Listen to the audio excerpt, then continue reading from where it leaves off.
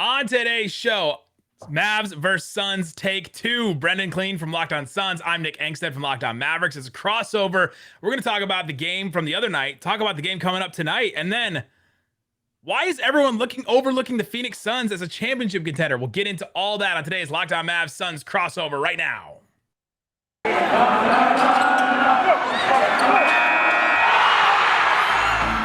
You are Locked On Suns, your daily Phoenix Suns podcast, part of the Locked On Podcast Network, your team every day.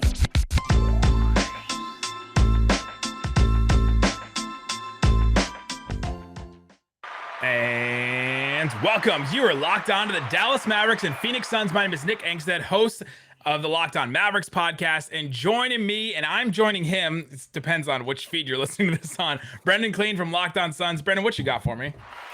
The NFL guys are lucky. They got this down. We are rookies in the crossover, but I feel honored that I get to use your soundboard on my feed today, so I'm feeling good. The Suns are playing the Mavs again, and the Mavs almost got one over on the Suns. So we'll talk about that game, break it all down, and then we'll talk about the championship odds that came out on BetOnline for the Suns that just seemed pretty disrespectful to me. Completely. I don't know what I mean. We love BetOnline, but I feel pretty insulted by them, frankly. So yeah, we got to get into that. And it's more so the public, right? It's more the public Yes. and that action and all that. So we'll get into all that. This episode is brought to you by McDonald's, proudly serving community since 1965. McDonald's has always been more than just a place to get tasty, affordable food. It's an unofficial community center where you can go and watch Suns game. A big thank you to our friends at McDonald's for always being there. I'm loving it. Thanks for making Locked On Mavs and Locked On Suns your first listen every single day. And remember, Locked On Mavs and Suns are both free and available on all platforms, including YouTube. Both of us up on YouTube right now. Go subscribe to Locked On Suns, Locked On Mavs to get daily episodes in your feed. All right, Brendon, let's get into the game the other night. Let's talk about it a little bit, because it seemed like I felt the whole game, the Suns were just sort of like sitting around and hanging around and hanging around and hanging around, and they were playing terribly. And then I was just waiting for a 3-point barrage from the Suns just to come in and just take down the Mavs. I did not expect the Mavs to give it up to them, to give them the 3-point line for that barrage to come with the zone at the end there. I think Suns fans are probably the same as you in that they knew that would come, but I think that's kind of the playing with the food stuff this year has been disappointing, I think, to Suns fans, where it's like, well, look, I mean, they didn't have Luka. If Luka played, I would not be so disrespectful. I mean, that was a 9-4 team versus a 10-3 team on national TV. Like, I think a lot of people were looking forward to that game. But once you know Luka's not playing, the Suns should look at that one as, okay, we're at home. We have the talent advantage. Let's just go win this game. Like, the fact that Chris Paul has 37 minutes in that game is pretty bad. And obviously, Campaign didn't play well as his backup. But you don't want to have that happen. They obviously got the job done when they needed to. But look, I mean, the Mavs, it's such a weird game. It's one of those games where you look back and you check the box score and you kind of have to look at it 2 or 3 times, because you're like, I don't really know how either of these teams outside of Devin Booker, did anything. They all played badly is what it feels like. Obviously it was just a physical game and it was very ref heavy moments, but yeah, I think that they eventually just kind of made the shots they needed to make, had 4 or 5 big threes in the last few minutes, and then Devin Booker just starts playing like a maniac and closes things down. Weird game where it was ref heavy. Yes, I'll agree with that. But there was only 20 free throws total taken in the whole game. It was like, where are these fouls coming from? But there were a ton of weird fouls and stoppages and stuff in this game. The rare game where I think both teams were pissed off at the officials by the end. They were just nobody got what they wanted. The refs were like, we're right in the pocket, man. We're just hanging out right in that pocket. Both sides are mad at us. Chris Paul's getting upset, all that. All right, so that's really what it was Chris Paul gets called for that. I think he got called for a technical, and from then it was like, it's over. You can't poke the bear like that. That was really what the Suns needed more than anything, and they got it. Yeah, does Chris Paul need that motivation now? Does he just become a player where you're like, on any given night, he's like, I'm either going to skate through this game or I need something to just piss me off and just get me into this game? I don't know about skating, but yeah, you could see at the beginning he wasn't taking shots. He was getting open threes, he was passing up. They were getting him looks. He just didn't want to take them. I think he's not going to do anything until the fourth quarter unless he really needs to, and maybe he didn't feel like he needed to. Hey, he's what, top 5, top 3 in assists all time. He can do whatever he wants, right? He's good. He's earned the right now to just hang out until the end of the game, basically. Man, Devin Booker in this game, I thought also just had some incredible shot making. I was a little jealous. I was like, man, just to have a second best player on a team, or I don't know if you consider him the best player on the team, but to have a second best player that can hit shots like that must be nice. It is nice. I mean, at the very least, look, yeah, like two perimeter players who play off of each other so well, and you kind of saw that, right, where Booker had that hot first quarter. I mean, most of his points, the majority of his points came in the first quarter. He's able to kind of, I mean, you might hope that he had done a little more in the second and third quarters to keep the game in hand a little bit more. But then he comes alive in the last few minutes, makes a big three to close things out, has that ridiculous layup. I wouldn't even say over Kristaps Porzingis, but around him. And it was kind almost of like under, right? Like it was under yes. Porzingis. And you're like, how? Yeah. How did he get that off? I think it was payback because Porzingis had that jumper just right over the top of Booker. So he's like, all right, you go over me. I'm going to go under you and we'll see what happens. But yeah, and then, CP makes basically just enough shots to keep the defense honest, get to the free throw line a little bit, has that dish underneath to Ayton. And that's really all that they needed. But look, KP played well too. I think he was, to me, I obviously, he was out for a few games and I haven't caught a lot of him, and he's more featured now with Luka out because he has to be, but he was impressive to me. I think it was a career high in assists, and they were kind of running stuff for him more often than I remember them doing all the time. And he just looked pretty fluid, which is not something I would always say about him. I don't know. Was that out of characteristic, or was that fairly normal for his season so far? Yeah, no, the moving, the fluidity, all that, especially on the defensive end, has been way better this season. And that's sort of been the big difference for the Mavericks, is that they can play Kristaps Porzingis at the 5 and it be their best lineup. Whereas last year it was like, you're still hemorrhaging points at that point. You're still a really bad defense if Porzingis is your only big man out there. You're playing with some wings, and then like Tim Hardaway Jr. and Josh Richardson, who are not doing well. Richardson didn't do well on defense or anywhere last year at all. But if that's your lineup, then your defensive lineup is just really bad. And so this year it's been a little bit better on that end. But in the pick and roll and in like dribble handoffs and all that kind of stuff, that's where he got I think all of his assists came in dribble handoff situations. But those kind of actions have been incredible for the Mavericks this year.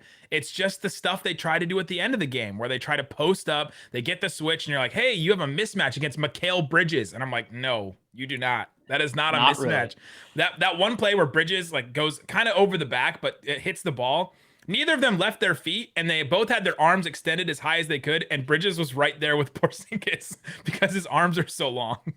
He's such a freak, and it's crazy. I mean, you talked about the kind of them hitting the shots that they needed to at the end. I mean, he, I think, was literally had a donut heading into the fourth quarter, and then you probably came away from that game thinking, damn, he was probably like one of the 3 best guys on the floor tonight. It doesn't make any sense how he can flip that switch and he's able to make an impact without scoring the ball. I mean, Suns fans want him to probably score a little more than he has, but in this game, with how physical and weird it really was just some of those late plays. But yeah, I mean, look, if it's all in the dribble handoff, who cares? As long as he's using the gravity that he has and the attention that he's going to get, and he's able to pick out players and cutters and find shooters and all that. I mean, I was pretty impressed. I mean, it was probably the best 7 of 20 night that I can remember in a while. Like, I felt way better than that, didn't it? Yeah, no, it did. He's just had some games more recently, like the last 3 games or so before this. Porzingis has been awesome. Like he had, a couple 30-point games. He's just had these nights where he's just finishing really well with Luka, obviously, and so it changes it. But yeah, his gravity is insane. He airballs a 3 really badly, and Ayton's the next play still is like way outside the paint, guarding him at the 3-point line. And you're like, dang, that guy has some respect. I want respect as a shooter, the way that Porzingis has. It's like, I don't know if he's earned it, but he's definitely getting it. What do you expect in the game tonight? Because for me, the Mavericks aren't going to shoot 50% from 3 again. The Mavs have not shot well from 3 at all this season. I think they've only shot over 40%. This is now 4 games, I think, maybe 5 total that they've shot over 40% from 3. The rest of them have been just, god awful almost. But what do you think? What are you expecting in this game from the Suns? Can they play small even more? Can Dallas play small even more? Because I think that's probably the thing that, with the way the Suns play, would be the most of a test. You just see like, yeah, they could probably switch, and that's the thing that teams always do against Porzingis. But making them really rotate and really move on defense is probably the best plan you're going to have. I mean, you're probably not going to get a Chris Paul game quite as poor as this one was from a shooting perspective. He'll probably come out wanting to kind of fix that stuff. But I would say if the Mavs can play a little bit smaller, and then if they can force the Suns into turnovers, that has been a big problem for the Suns this year. They only turned the ball over 7 times in this first game, which is incredible. So if they can force the Suns into some more mistakes, maybe pull their defense apart a little bit more, I think that's probably what you're looking at. If they can win the bench minutes, the Suns bench has not been very good. They were pretty solid in this past game. Reggie Bullock didn't really make shots. Maybe that changes, but look, Luka's doubtful, right? So it's gonna be an uphill climb. But I think anything's possible. I mean, these teams always have insane games, so I'm ready for anything. Yeah, I don't expect Luka to play, and there's a lot of things to look forward to in this game tonight. So coming up, let's get into the Phoenix Suns. We'll talk about this team so far this season, what the big difference has been for the Suns so far this season, and we have to talk about those championship odds. We'll get into that coming up. But before we do, let me tell you about Prize Picks. Prize Picks is the best NBA daily fantasy prop game on the market. They offer more NBA fantasy props than anyone else on the market. Any other daily fantasy prop operator, they offer the superstar players as well as the bench players. You can go ahead and go to prizepicks.com. You can sign in, you can get started, and you can pick over under for points in a game. Let's see, they got a couple that are starting tonight, so you won't be able to get these, but Jimmy Butler over under against the Washington Wizards, 20.5 points. So you can pick that one, and you can pick Bradley Beal over under 23.5 points. If I pick, let's say let me go over on Jimmy Butler. He's kind of on one right now. Bradley Beal, maybe he comes back after that really bad shooting night the other night. I put $20 down. I could win $40 if I bet on that right now. If I go ahead and put $100 down, I win $200 on that. So go and check out Prize Picks. You can put down some money. You can do NBA and NFL at the same time. They have all kinds of stuff at Prize Picks. So go check it out. Use the promo code NBA. And you will use the promo code NBA, and it will match your deposit up to $100. So you deposit $100, they give you $100 to use. Prize Picks, use the promo code NBA. All right, Brendon Kleen, let's get into the Suns. Let me ask you some questions about these Suns. So this season, what's been the big difference for you? I think the backup center role has kind of been the one thing that I've heard you talk about on the show that has been a difference. JaVale McGee was actually really good in the game the other night against the Mavs. He seems to be a definite, I guess, upgrade. And there have been times when Frank Kaminsky's had good nights, but Dario Saric has been out. Has that been the only big difference? Because the starting lineup is like just the same as it was last year. Yeah, exactly. I mean, that starting lineup was one of the best lineups by the end of the season in the entire NBA. They play together a ton. They were on the floor together to close every single playoff game for, 24 games in that postseason. So that's somewhat of a known commodity. And I guess there's one part of that I can get to in a second, but you're right. The biggest thing has been the bench. It's not only, having that backup center, and Dario Saric is still out. Remember, he tore his ACL and he is not even a part of the rotation, but they signed JaVale McGee in the offseason. They get Frank Kaminsky back, who's been playing as he always tends to do somehow, way better than anyone expects. So that's been a big sigh of relief, but also I just think no one expects anything from Frank Kaminsky. So if he does anything, it's already over expectation. It really is, but the entire NBA seems to just not value him, which is kind of crazy. Maybe that changes finally this year, but the dude's on the floor in a game 6 of a finals, and teams are like, no, we're not, we're not messing with that anyway. But no, I mean, it's also just that they added Landry Shamet, who they traded for on draft night and then extended. They're integrating Abdul Nader, who has been respectfully a disaster. So that's been kind of bad.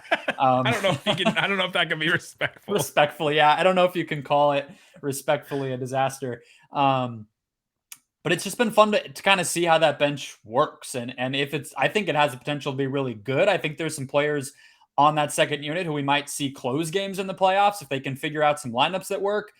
And also, the departure of Torrey Craig has been weirdly important. It's a player who I'm sure people remember from the finals and everything. He played a pretty big role, but I just thought, he's not that irreplaceable, but he's been awesome in Indiana on defense, and they've really missed that size. So, when you're a finals contender, the problems can sound very small, and I'm sure that's how it comes off saying that right now. But it really is a lot about who that second unit, who plays, what it looks like, can they coalesce, can they find some new pieces, and it's been fun to watch so far. What's the next step for the Suns team? Where do you think do they have another step to go? Are they just the team that they were going in the finals? That's the best that this team can be, or is there a step Ayton can take? Is it shooting for Ayton? Is it another step for Devin Booker as a playmaker or something? What's the next step do you think for this team? Let's say they take another step forward. What is it? Yeah, you certainly hope it's not the same that it was because, I don't love when we talk about the lucky path that the Suns got, but the reality is like they are likely to not face a bunch of injured teams again, and you got to be better. And they already lost to the Bucks in the finals, so they clearly weren't good enough there. You need to be better than you were last year. I mean, the number one place that I kind of have started to go is what does Devin Booker look like? Because the NBA is decided by great players being great, and if he can't find new ways to, poke holes in defenses or help his teammates be better, then I think the Suns are going to be largely in the same place they were last year. A lot of the other stuff that Suns fans are looking for, I mean, the shooting from DeAndre Ayton is one thing. I'm kind of out on that really ever being a big part of his game. Maybe in what later way? on down the road. A 3-point as a 3-point shooter, Yeah. or just as a jump shooter at any point? Well, a three-point shooter, absolutely. It's just not probably going to happen. A shooter from mid-range, he actually does too much. I mean, I think the real thing is, can he get a little bit more comfortable dribbling inside the arc, attacking the basket, getting to the free throw line? Just not anything complicated. He doesn't need to be Nikola Jokic out there, but I think we just want to see him be able to this Mavs game was a perfect example. How many little baby hooks and fades did he miss in that first half because he just wasn't absorbing contact? And it's not exactly like Boban was out there, right? I mean, the Mavs are guys he should be able to take advantage of. He's bigger than them, and he just doesn't do it. Even if Boban was out there, I feel like it's fair. Boban it's fair. I mean, you can slip by Boban like pretty easily, I think. Well, I don't even think, but to be fair, like I don't think Ayton actually could. He's not really a slip by type of player because he can't really handle the ball like that. So that's what I think the next, maybe more reasonable step is. Like Booker might get 5% better this season, but Ayton and Bridges together have the potential to get, 20, 25% better, really take somewhat of a leap. And we haven't really seen that so far, but Ayton did miss some time, so we'll see. And I think that's where Suns fans are looking. If those guys can be a little bit more reliable as third and fourth options, maybe you don't have to rely on Booker and Paul. Maybe those guys don't get hurt like they both did last postseason. Let's go ahead and look at these odds from BetOnline. So we tweeted them out today. If you want to go at Locked On Network, go ahead and follow that account. They just updated these today, Thursday, November 18th, as we're recording this. Brooklyn Nets plus 275. They are the overall favorite to win the title. They didn't get scared off from the beatdown that the Warriors gave of the Brooklyn Nets. They stayed with Brooklyn as the leader to win the finals. Then the Warriors plus 575 after that. Lakers plus 700, Jazz plus 800, Bucks plus 900, Miami Heat plus 1200, and then the Phoenix Suns plus 1400, all the way down there. Like their odds are they have basically like this. The Lakers are basically twice as likely to win the title as the Suns are right now. And okay, I understand how, betting works and things like that. The Lakers are just always going to have inflated odds on anything. They're always going to be a little bit higher than everybody else because money comes in for those teams. So they're just going to put them up there. So they're on the graphics. So they're on the, the first page of the board and all that kind of stuff. We understand that. But to have it that much higher than the Suns means that the Bucks seem to have the Lakers as a better team, like a team that's more likely to win the finals. Like that seems ridiculous to me. That one is obviously the one that jumps out. I mean, I think that team is 500 right now. They have done nothing to make people feel good about them really at all. LeBron is now in his third or fourth straight season where he's missing considerable amount of time with injury. So I'm not really sure what a bettor would look at the Lakers and want to invest their money on them. I personally would not give my hard-earned cash to anybody to say that the Lakers are going to be great this season. The one that jumps out to me, though, is the Jazz. Because like you look, the Nets, I mean, the Nets haven't necessarily been in the finals, but a lot of their KD has, Kyrie has, Harden has been very close. The Warriors, the Lakers, the Bucks, the Heat, these are all teams in the past like 2 or 3 seasons who we've seen compete for titles. But what in the world are the Jazz doing up there?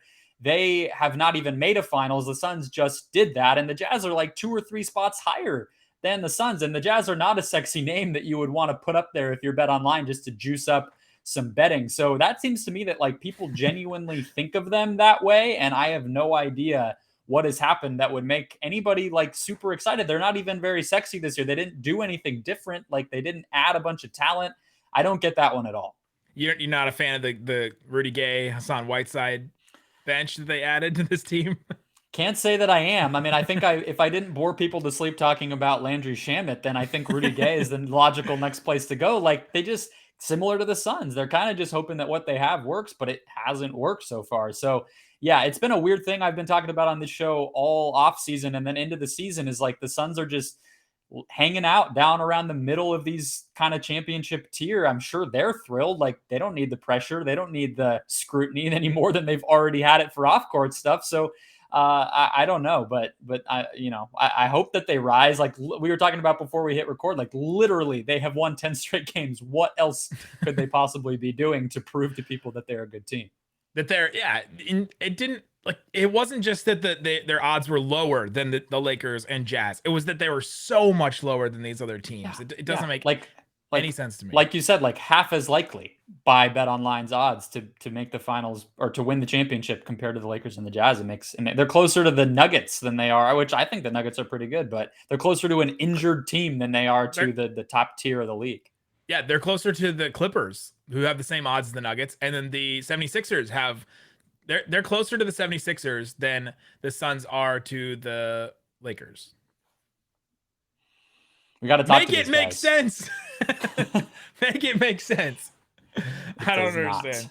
All right, coming up, let's talk about the Dallas Mavericks. We're going to get into it. Luka Doncic out, but what is this team? I'm sure you have lots of questions about Jason Kidd, as do I. We'll get into all that coming up. But before we do, let me tell you quickly about Built Bar. It's a protein bar that tastes like a candy bar. They're absolutely delicious. And right now, you can go get the best flavor that exists right now. This coconut brownie chunk. It's available again right now. I ate one today. It's not here anymore because I ate it. It's gone. But 150 calories, 15 grams of protein, 7 grams of sugar. You can get it in a bar that has actual brownie chunks in it, which is the thing that they add that makes this bar different than any other, but still only 7 grams of sugar. They give you just the little taste. Instead of like a whole ass brownie, they give you just like the little bits on the top and a protein bar. It's great for a snack. It's great to tide you over between meals. They're absolutely great. Use the promo code LOCKED15 to get 15% off at built.com on anything. They have vanilla cream as a new flavor right now, coconut almond, peanut butter brownie. The protein balls are back. So if you are gluten-free, dairy-free, grain-free, you can go ahead and get those too. You can go and check those out at built.com, promo code LOCKED15. All right, Brendon Kleen, let's get into it. Let's get into the Dallas Mavericks. I asked you about the Suns. Now, hit me with your Mavs questions. And you're not allowed to ask anything about Jason Kidd because I don't know the answer. You don't have any answers for me. Okay, what I really want to know, and this is a weird place to start, is okay. I'll ask him a specific question, and then I'll make it into a bigger question because I don't want to spend too much time on this player. But why do Mavs fans just like absolutely hate Willie Cauley-Stein?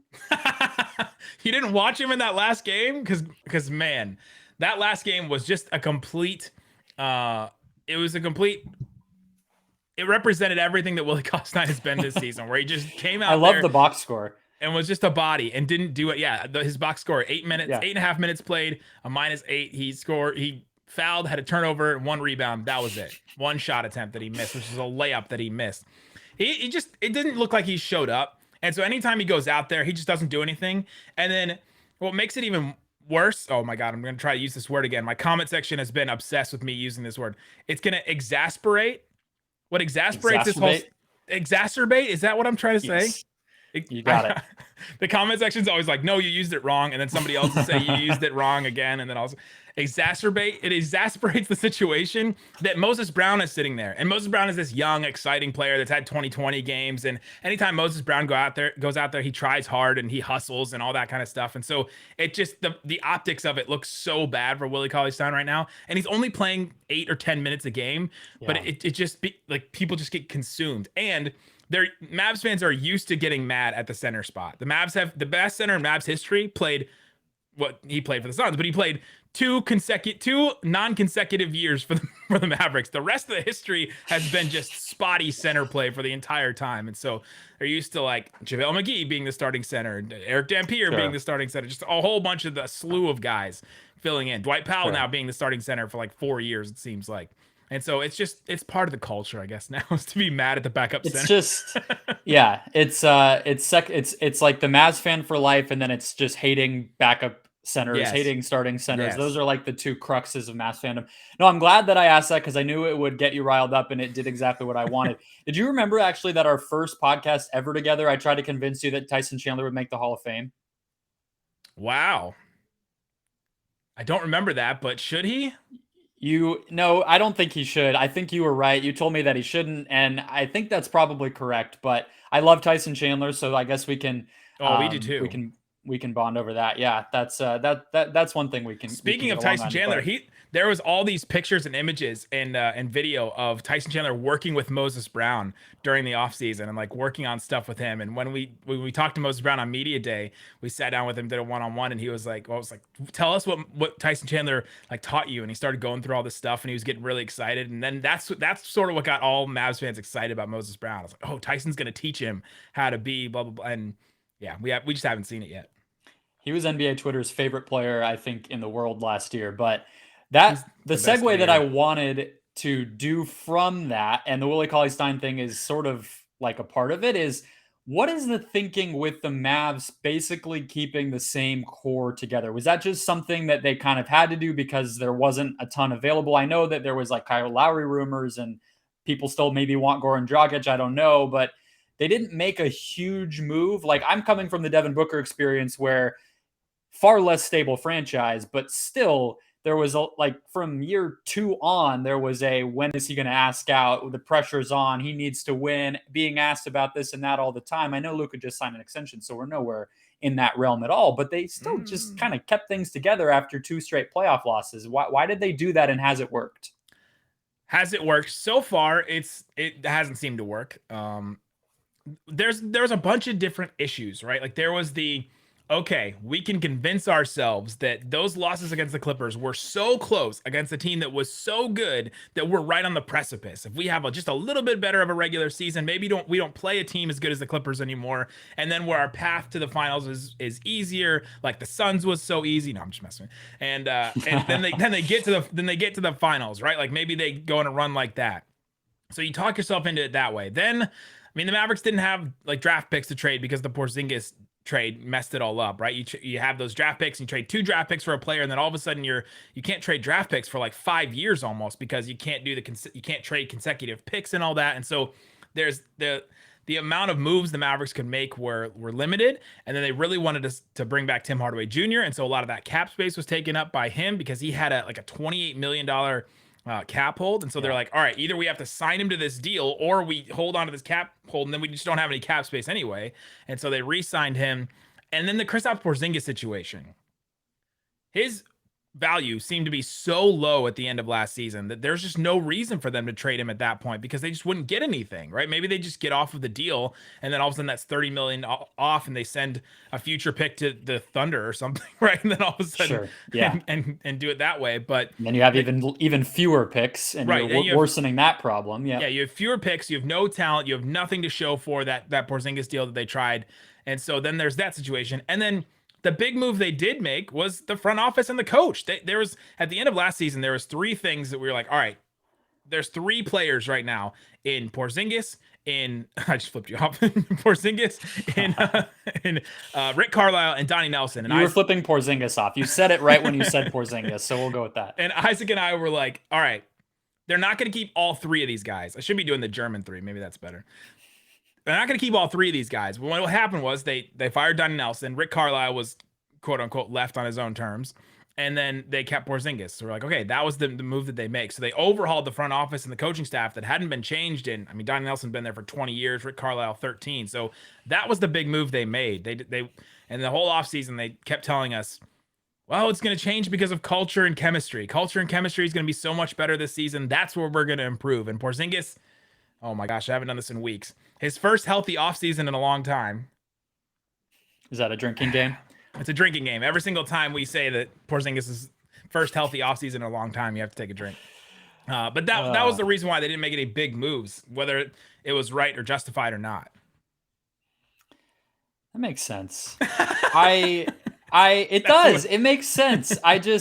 I think like it honestly what it is, I think is like our NBA fan brain are also broken where when a team with a superstar just sort of like runs it back, we're just like, we're like the Kevin in Home Alone. Like we're like, what are you doing? Like so that was I mean that's it all is sound reasoning and they were pretty good the past 2 years. It's not like if this is an awful team that's just like running into a glass window trying to get out over and over. But the question Comparing the Mavs front office to the Wet Bandits, doing the exact same thing over and over again and expecting different results. Yes. That's a pretty Who's good Kevin analogy. then? Is it Luka? Yeah, right. Yeah. Or us. In that metaphor. Yeah. Yeah. My last question is Tim Hardaway is the what best player in the NBA? I think he's perpetually underrated and he was incredible in the playoffs and I absolutely love watching him. He was not awesome on Wednesday night, but he's the what best player in the league. I'm going to insert a word into your sentence. Tim Hardaway Jr. is either on any given night like a top 50 player or like a bottom 50 player, right? Because he just gets hot some nights, and when he gets hot and he hits like 5 threes in a game, the Mavericks can't lose. It's one of these things if Luka's playing, obviously. But if he gets hot and hits threes, then it's a different ball game for the Mavericks. It opens up so much stuff. It adds, more pressure on the defense in a bunch of different ways. He can hit those shots where he kind of dribble handoffs or he just pump fakes and steps in and hits a long two. He can do a lot of things, but if his jumper is not going, he's not a guy driving to the basket and doing a lot of stuff like that. He's not that good of a passer. He's obviously not that good of a defender, which was something we were confused about at the end of the game, where they had Tim Hardaway just like, you shadow Booker. The end of the game, you just shadow Booker the entire time. We're like, why is that with Bullock and Dorian Finney-Smith out there? Why is that the game plan? But so he's not that good of a defender either. But when he's hot and he's on, man, he gets flaming hot. He does. He didn't do it, but we're talking about what could happen in this Friday night game. I think him getting a little bit hotter, having a little bit of a better night, that's obviously one of the big things you would hope for if you're a Mavs fan trying to get this upset. But you want to do predictions and then get out of here? Or how do you want to wrap this up? Predictions.